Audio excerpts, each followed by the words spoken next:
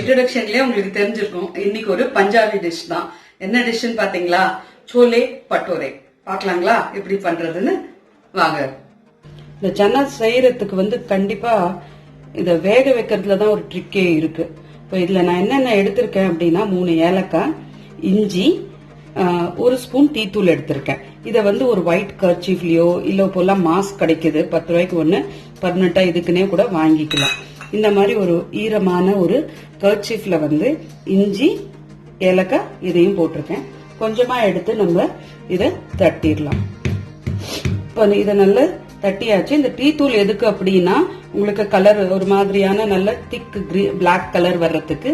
ஏலக்காய் எதுலயுமே கலக்காம இருக்கும். இதுல வாசனை மட்டும் தான், பிளேவர் மட்டும் தான் மிக்ஸ் ஆகும். இஞ்சியும் அதே மாதிரிதான். இதுல கட்டி எதுக்கு போடுறீங்க அப்படின்னு கேட்டீங்கன்னா இது உங்களுக்கு எடுக்கிறது வசதியா இருக்கும். இந்த மாதிரி ஒரு மூட்டை கட்டிருங்க. இப்போ குக்கர்ல நம்ம ஃபர்ஸ்ட் சுண்டலை போட்டுடலாம். இதுக்கப்புறம் நீங்க இந்த பருப்புக்கு தகுந்த மாதிரியான உப்பு நான் எடுத்திருக்கிறது உங்களுக்கு எல்லா மெஷர்மெண்ட்டுமே நான் 1/4 kgக்கு சொல்றேன். கொஞ்சோண்டு உப்பு, பேக்கிங் சோடா இது வேணும்னா போட்டுக்கலாம், ஆப்ஷனல் தாங்க, வேண்டாம்னா விட்டுருங்க. நான் போடுவேன், ஏன்னா இந்த ஒரு டிஷ்ஷுக்கு மட்டும் கொஞ்சம் சாஃப்டா இருந்தா சன்னா உங்களுக்கு நல்லா இருக்கும். இந்த நம்ம செஞ்சு வச்ச மூட்டையை போட்டுருங்க. அதுக்கப்புறம் தண்ணி இந்த பருப்பு நனைஞ்சு ஃபுல்லா ஓரளவுக்கு மேல வர்ற மாதிரி வந்ததுக்கு அப்புறம் ஒரு 4 விசில் விட்டீங்கன்னா பருப்பு வெந்துடும். ஃபர்ஸ்ட் இப்போ நம்ம பட்டோரைக்கு மாவு எப்படி பிசையறதுங்கிறது பார்த்துடலாம். நான் தயிர் எடுத்திருக்கேங்க. நான் ஒரு 1/4 கிலோவுக்கும் கொஞ்சம் மேல மாவு எடுத்திருக்கேன். ஸோ அதுக்கு தகுந்த மாதிரியான தயிர் எடுத்திருக்கேன். தயிர் 1 கப்பு. இந்த தயிர்லயே நீங்க என்ன பண்றீங்கன்னா உப்பு ஒரு ஸ்பூன் பக்கத்துல உப்பு, 1 ஸ்பூன் சர்க்கரை,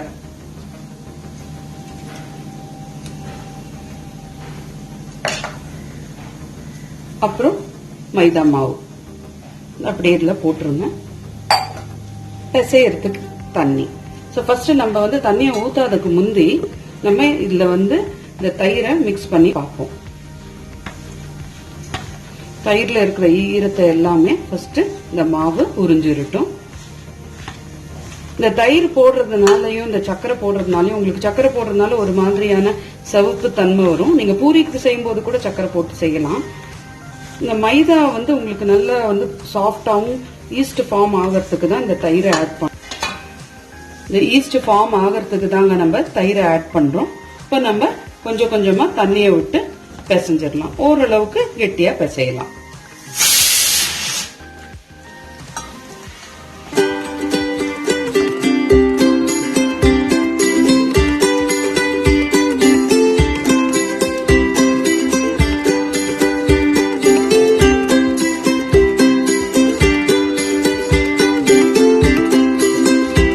இந்த மாவு இந்த மாதிரி நல்லா பிசைஞ்சிட்டு அதுக்கப்புறம் 1 ஸ்பூன் எண்ணெய் விட்டு அதையும் நல்லா பிசைஞ்சிட்டு ஃபைனலா நீங்க ஒரு ஒயிட் ஹேங்கி எடுத்திருக்கேன், ஈரமான ஹேங்கி.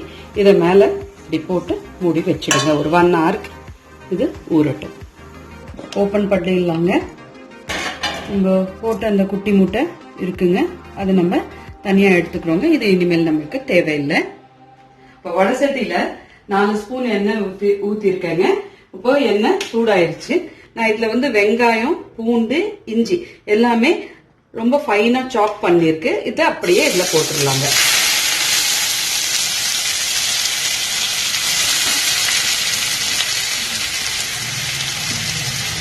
வதங்கினதுக்கு அப்புறம் ஒரே ஒரு பச்சை மிளகாய் மட்டும் இப்படி ஸ்லிட் பண்ணி வச்சிருக்கேங்க. இதை இதுல போட்டுருந்தாங்க. இதையும் நல்லா இதோட மிக்ஸ் பண்ணி விட்டுடுங்க.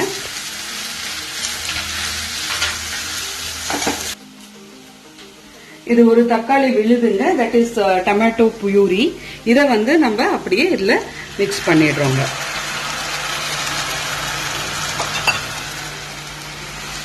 மிக்ஸ் பண்ணதுக்கு அப்புறம் இதையும் நல்லா வணக்கட்டுங்க.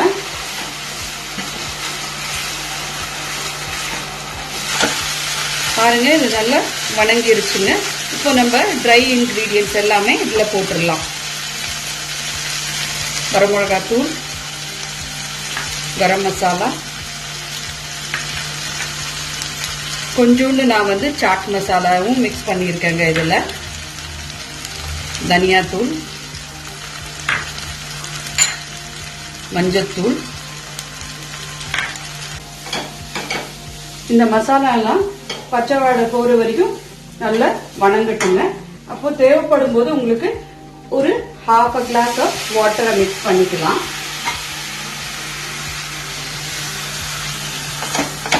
இப்படி இதை வணக்கி விட்டுட்டே இருங்க ஒரு 5 minutes. பாருங்க, கலரே எவ்வளவு அழகா வந்திருக்குங்க. இந்த வந்து நம்ம ஒரு ஸ்பூன் சன்னா மசாலா ஆட் பண்றோம். அதுக்கப்புறம் உப்பு தேவையான அளவு.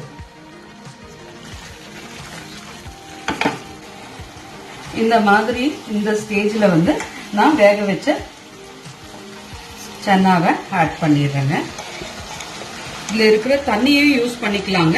உங்களுக்கு எந்த அளவுக்கு கிரேவி வேணுமோ அதை பார்த்துட்டு நீங்க யூஸ் பண்ணிக்கலாம். பருப்பு போட்டு நல்லா மிக்ஸ் பண்ணிடுங்க.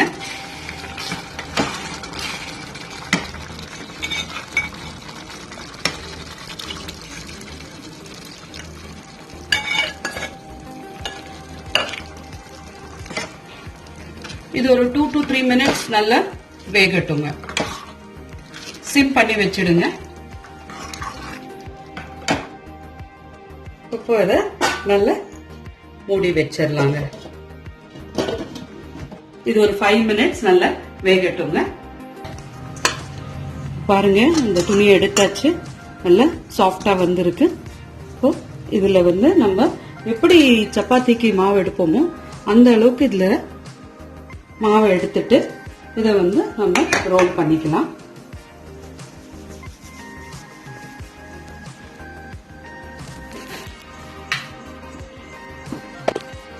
நான் இங்க வடை சட்டி வச்சு எண்ணெயை ஊத்திட்டேங்க. பூரிக்கு ஊத்துற மாதிரி தாங்க. எண்ணெய் சூடாயிட்டு இருக்கு.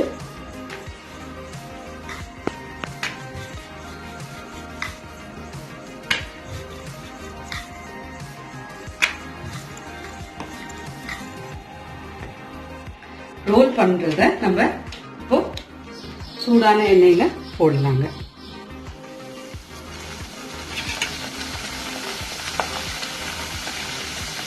இதுக்கு அனல் கொஞ்சம் எப்பவுமே ஹைலியே இருக்கட்டுங்க.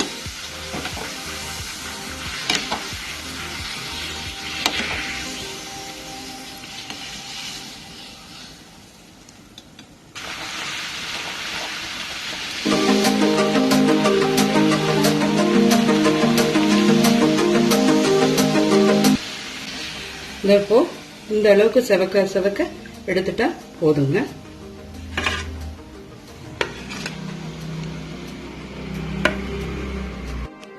மற்ற பட்டோரிஸையும் போட்டுட்டு நான் சன்னாவோட உங்களுக்கு வச்சு காட்டுறேங்க.